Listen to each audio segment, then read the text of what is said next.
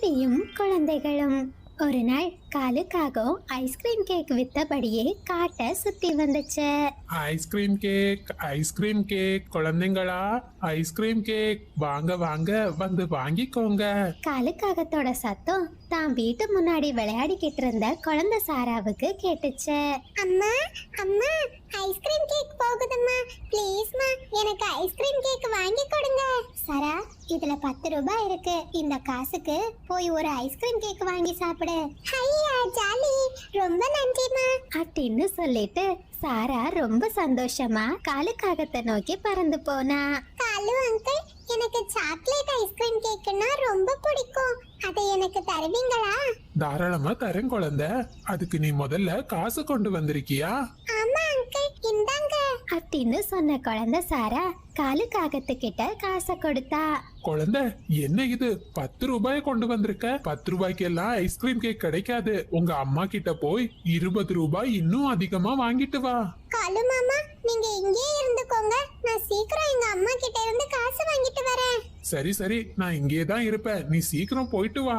உடனே சாராவோ ரொம்ப வேகமா தான் வீட்டை நோக்கி பறந்து போனா.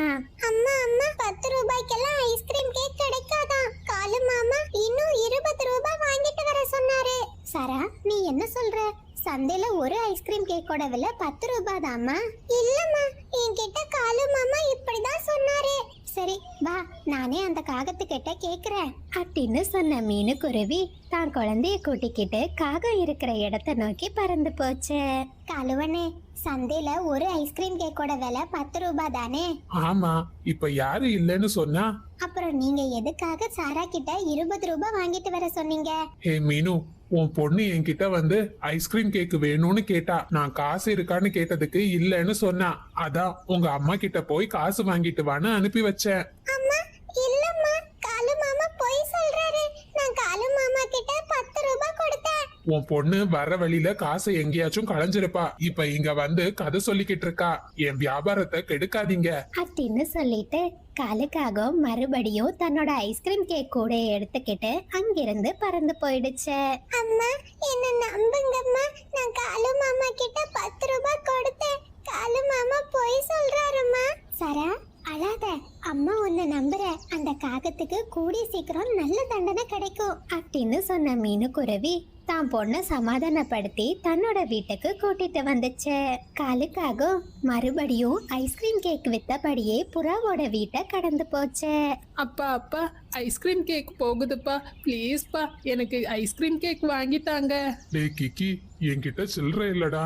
100 ரூபாயா இருக்கு. 2 ஐஸ்கிரீம் கேக்க வாங்கிக்கிட்டு மீதி 80 ரூபாய வீட்டுக்கு கொண்டு வா, சரியா? சரிப்பா, நான் போயிட்டு சீக்கிரம் வந்துடுறேன் அப்படின்னு சொன்ன குழந்தை கிக்கி தான் அப்பா கிட்ட இருந்து 100 ரூபாய வாங்கிட்டு வேகமா காலுக்காகத்தை பின்தொடர ஆரம்பிச்சது. காலு மாமா, காலு மாமா இருங்க, எனக்கு ஐஸ்கிரீம் கேக் வேணும். என்ன கிக்கி, ஐஸ்கிரீம் கேக் வேணுமா? ஆமா காலு மாமா, எனக்கு 2 ஐஸ்கிரீம் கேக் வேணும். சரி சரி, கையில எவ்வளவு காசு வச்சிருக்க? என்கிட்ட 100 ரூபாய் இருக்கு. எங்க அப்பா 2 ஐஸ்கிரீம் கேக் வாங்கிட்டு மீதி 80 ரூபாய கொண்டு வர சொன்னாரு. சரி சரி, முதல்ல உன்கிட்ட இருக்கிற காசை கொடு. குழந்தை கிக்கியும் காலுக்காகத்துக்கிட்ட 100 ரூபாய கொடுத்துச்சு. காலுக்காகமும் கிக்கிக்கு ஒரு ஐஸ்கிரீம் கேக்க கொடுத்துச்சு. காலு மாமா சீக்கிரம் மீதி காசு கொடுங்க, நான் வீட்டுக்கு போகணும். என்ன மீதி காசா? நீ கொடுத்த ரூபாய்க்கு இந்த ஒரு ஐஸ்கிரீம் கேக்கு தான் உனக்கு கிடைக்கும் அப்படின்னு சொல்லிட்டு காலுக்காகவும் தன்னோட ஐஸ்கிரீம் கேக் கூட எடுத்துக்கிட்டு அங்கிருந்து பறந்து போயிடுச்சு. காலு மாமா தயவு செஞ்சு என்னோட காசை கொடுத்துட்டு போங்க, வீட்டுக்கு போனா எங்க அப்பா திட்டுவாரு. காலு மாமா. அந்த சமயத்துல மீனுக்குருவியோட பொண்ணு சாரா கிக்கியோட வீட்டுக்கு விளையாடுறதுக்காக பறந்து போனா. கிக்கி, நீ இங்க உட்கார்ந்து எதுக்காக அழுதுகிட்டு இருக்க? சாரா இப்படி கேட்டதுமே கிக்கி நடந்த எல்லா விஷயத்தையும் சாரா கிட்ட சொன்னா.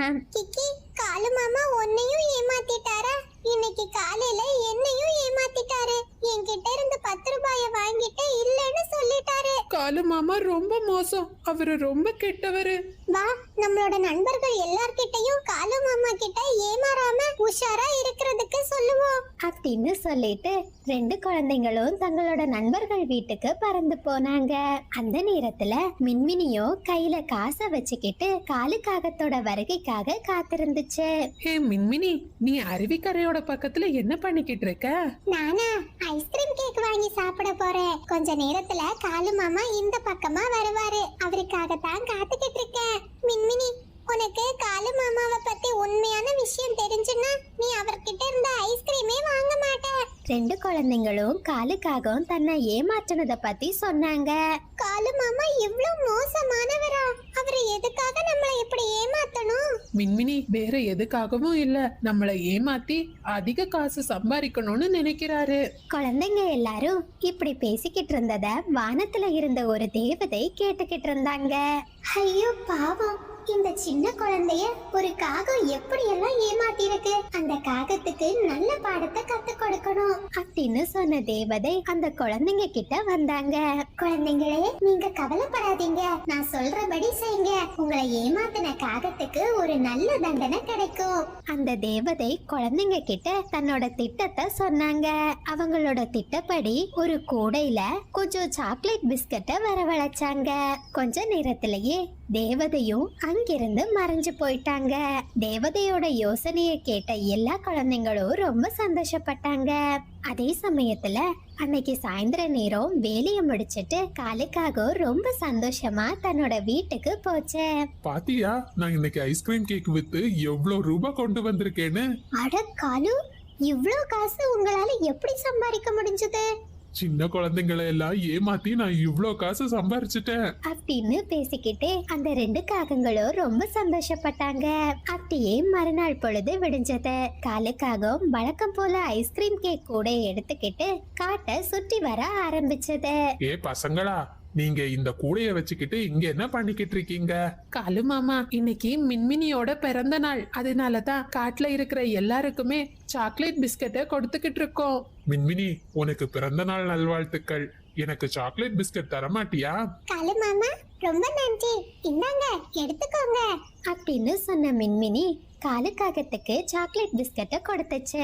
காலுக்காகமும் அந்த பிஸ்கட்டை சாப்பிட ஆரம்பிச்சது. அதை சாப்பிட்ட கொஞ்ச நேரத்திலேயே காலுக்காகவும் ஒரு பெண் எலியா மாறிடுச்சு. ஐயோ, என்ன இது, என்ன இது, அசிங்கமான பெண் எலியா மாறிட்டனே. ஏ குழந்தைங்களா, என்ன மறுபடியும் பழைய நிலைமைக்கு மாத்துங்க. காலு மாமா, உங்களுக்கு இது ஒரு நல்ல பாடமா இருக்கட்டும். எங்க எல்லாரையும் ஏமாத்துனீங்கல்ல, எங்க அம்மா அப்பா கிட்ட நீங்க உண்மைய சொன்னாதான் நீங்க மறுபடியும் பழைய உருவத்துக்கு மாற முடியும் அப்படின்னு சொல்லிட்டு எல்லா குழந்தைங்களும் காகத்தோட நிலைமைய கண்டு சிரிக்க ஆரம்பிச்சாங்க. வேற வழி இல்லாத காலுக்காகவும் எல்லா குழந்தைங்களோட அம்மா கிட்டயும் போய் உண்மைய சொல்லுச்சு. காலுக்காக உண்மைய சொல்லி முடிச்சதுமே அது மறுபடியும் தன்னோட பழைய நிலைமைக்கு மாறிடுச்சு. காலுவண்ணா, இப்பவாச்சும் புரிஞ்சுக்கிட்டீங்களா? நாம அடுத்தவங்களை ஏமாத்தணும்னு நினைச்சா நமக்கு தான் மிகப்பெரிய ஏமாற்றம் காத்துக்கிட்டு இருக்கோம். மீனு, எனக்கு ரொம்ப நல்லா புரிஞ்சது. இனிமே நான் வாழ்க்கையில என்னைக்குமே ஏமாத்தி சம்பாதிக்கணும்னு நினைக்கவே மாட்டேன் அப்படின்னு சொன்ன காலுக்காக மனம் திரும்பி அன்னையில இருந்து நேர்மையான முறையில வேலை செய்ய ஆரம்பிச்சது. புதையலும் திருட்டுக்காகமும்.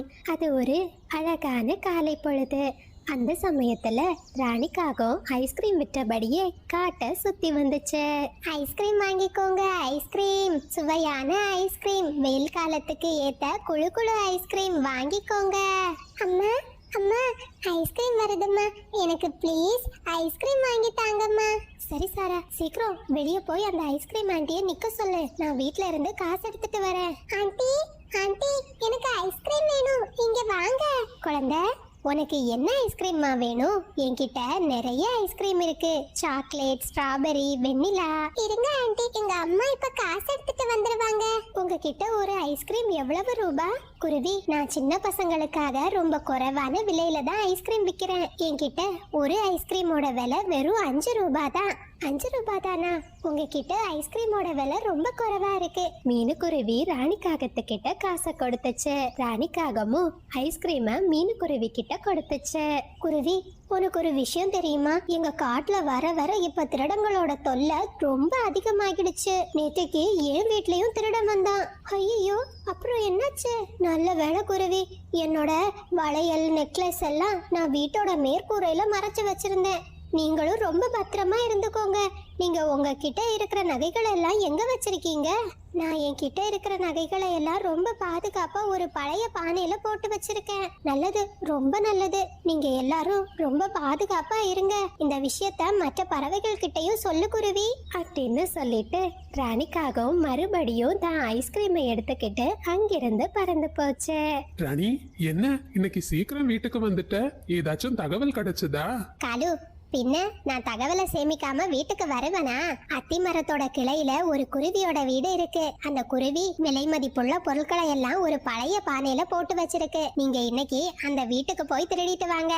சரி ராணி, நீ சொல்லிட்டல, நான் பாத்துக்கிறேன் அப்படின்னு அந்த 2 காகங்களும் பேசிக்கிட்டாங்க. அப்படியே காட்டுல ராத்திரி நேரம் வந்துச்சு. சரா, நீ ஜன்னல் பக்கத்துல உட்கார்ந்து என்ன செஞ்சுக்கிட்டு இருக்க? இன்னும் உனக்கான சாப்பாட்டை நீ சாப்பிடலையா?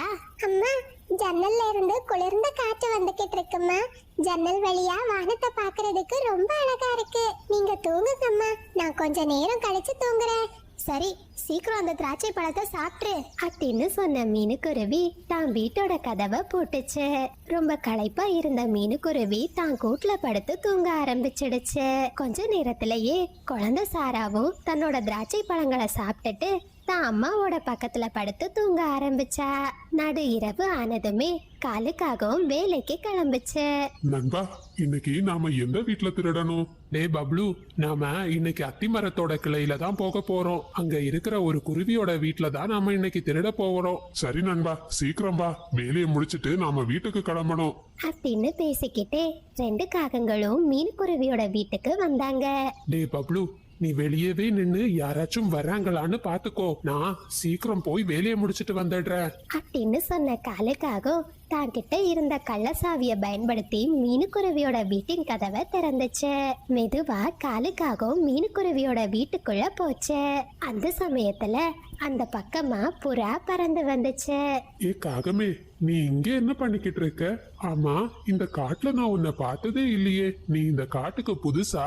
என் குழந்தைக்கு ரொம்ப காது வலியா இருக்கு. இந்த காட்டுல இருக்கிற ஜம்ஜம்மோட வீட்டை தான் நான் தேடி வந்தேன்.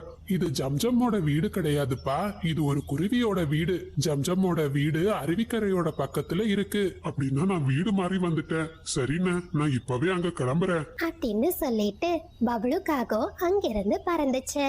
உடனே புறாவும் தான் வீட்டை நோக்கி பறந்து போச்சு. புறா ரொம்ப தூரமா போனதை பார்த்த பப்ளுக்காகவும் மறுபடியும் மீனுக்குருவியோட வீட்டு முன்னாடி வந்துச்சு. அந்த சமயத்துல காலுக்காகவும் மீனுக்குருவியோட வீட்டுல இருந்த நகையை எல்லாம் திருடிக்கிட்டு வீட்டோட வெளியே வந்துச்சு. 2 காகங்களும் அங்கிருந்து பறந்து தங்களோட காட்டுக்கு போனாங்க. வீட்டுக்கு வந்த 2 காகங்களும் அவங்க திருடிட்டு வந்த பொருட்களை பங்கு போட ஆரம்பிச்சாங்க. இந்த மூட்டையில 2 வளையல் இருக்கு. அந்த 2 வளையலும் எனக்கு சொந்தம், சரியா? ராணி அக்கா, 2 வளையலையும் உங்ககிட்ட கொடுத்துக்கிட்டா அப்ப எங்களோட பங்கு குறைவாதான் வரும். நான் மட்டும் தகவல் சொல்லலைன்னா உங்களுக்கு இதெல்லாம் கிடைச்சிருக்காது. நான் தான் நிறைய பங்கை எடுப்பேன். சரி சரி, சண்டை போட்டுக்க வேண்டாம். நாம ஒற்றுமையா இருந்தாதான் நமக்கு பலம். அப்படியே மறுநாள் பொழுது விடிஞ்சது. மீனுக்குருவி தான் வீட்டுல இருந்த பானை உடைஞ்சிருக்கிறத பார்த்து ரொம்ப அதிர்ச்சி ஆகிடுச்சு. ஐயோ, நான் கஷ்டப்பட்டு சேமிச்ச என்னோட நகைங்க எல்லாமே போயிடுச்சு. மீனுக்குருவி அழுத சத்தத்தை கேட்ட மற்ற பறவைகள் மீனுவோட வீட்டுக்கு வந்தாங்க. மீனு, என்னாச்சு? எதுக்காக நீ அழுதுகிட்டு இருக்க? என் வீட்டுல இருந்த நகைகளை நேத்துக்கு ராத்திரி யாரோ திருடிட்டு போயிருக்காங்க. என் வீட்டுக்கு நேத்துக்கு திருட வந்திருக்கான். நேத்துக்கு ராத்திரி நான் என் வீட்டுக்கு போகிற வழியில உன் வீட்டு முன்னாடி ஒரு காகம் நிக்கிறத நான் பார்த்தேன். அந்த காகத்துக்கிட்ட நான் விசாரிச்ச நேரம் ஜம்ஜம் வீட்டுக்கு காது வலிக்கான மருந்து வாங்க வந்தேன்னு சொல்லுச்சு. என் வீட்டுக்கு எந்த காகமும் காது வலிக்கான மருந்து வாங்க வரலையே. மீனு, நீ எப்பவாச்சும் உன் நகைகளை எங்க வச்சிருக்கேன்னு யார்கிட்டயாச்சும் சொன்னியா? ஆமா புறானு, நேத்துக்கு ஐஸ்கிரீம் விக்கிறதுக்காக ஒரு காகம் வந்துச்சு. அந்த காகத்துக்கிட்ட தான் நான் சொன்னேன். அப்படின்னா நிச்சயமா அந்த காகங்களோட வேலையா தான் இருக்கும். என்கிட்ட ஒரு அருமையான திட்டம் இருக்கு. நாம அதன்படி செய்தா அந்த திருட்டு காகங்களோட கும்பலை நாம பிடிச்சிடலாம் அப்படின்னு சொல்லிட்டு எல்லா பறவைகளும் ஒன்னா சேர்ந்து ஒரு திட்டத்தை போட்டாங்க. மறுநாள் ராணிக்காகவும் வழக்கம் போல ஐஸ்கிரீமை வித்தபடியே மீனுக்குருவியோட காட்டுக்கு வந்துச்சு.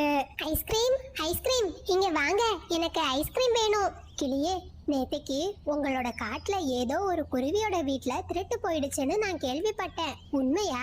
ஆமா, மீனுக்குருவியோட வீட்ல தான் திருட்டு போயிடுச்சு. இது ரொம்ப மோசம். நான் என்னோட நகைகளை எல்லாம் பத்திரமா கூரை மேல வச்சிருக்கேன். ஆமா காகமே, நானும் என்னோட நகைகளை எல்லாம் பத்திரமா பீரோக்குள்ள வச்சிருக்கேன். சரி இந்தாங்க அப்படின்னு சொல்லிட்டு ராணிக்காகவும் ஐஸ்கிரீமை கொடுத்துட்டு அங்கிருந்து பறந்து போச்சு. அப்படியே ராத்திரி நேரம் வந்துச்சு. ராணிக்காகவும் நகை இருக்கிற இடத்த காலுக்காகத்துக்கிட்ட சொல்லுச்சு. பிறகு வழக்கம் போல காலுக்காகமும் பப்ளுக்காகமும் கிளியோட வீட்டுக்கு வந்தாங்க. டே பப்ளு, வீட்டோட கதவு திறந்துதாண்டா இருக்கு. வா, நாம 2 பேரும் உள்ள போய் சீக்கிரம் நகையை எடுத்துட்டு வந்துடலாம். நான் வெளியவே நிக்கிறேன், நீ உள்ள போ. டேய், அந்த கிளி நகைகளை எல்லாம் பீரோக்குள்ள வச்சிருக்கான். நாம 2 பேரும் சேர்ந்தாதான் பீரோவை திறக்க முடியும். வா. 2 காகங்களும் இப்படி பேசிக்கிட்டு இருந்தத மரக்கிளையில ஒளிஞ்சிருந்த பறவைகள் கேட்டுக்கிட்டு இருந்தாங்க. காலுக்காகமும் பப்ளுக்காகமும் மெதுவா வீட்டுக்குள்ள போனாங்க. அந்த சமயத்தை பயன்படுத்திக்கிட்ட எல்லா பறவைகளும் வீட்டுக்குள்ள வந்தாங்க. உங்களால தப்பிக்கவே முடியாது. பறவைகளும் ஒன்னா சேர்ந்து அந்த 2 காகங்களையும் நல்லா அடிச்சாங்க. போலீஸ வர சொல்லி அந்த காக்கை கும்பலை பிடிச்சு ஜெயிலையும் போட்டுட்டாங்க. போலீஸும் அந்த காகங்கள் கிட்ட இருந்த திருட்டு நகைகளை வாங்கி மறுபடியும் மீனுக்குருவி கிட்ட ஒப்படைச்சாங்க.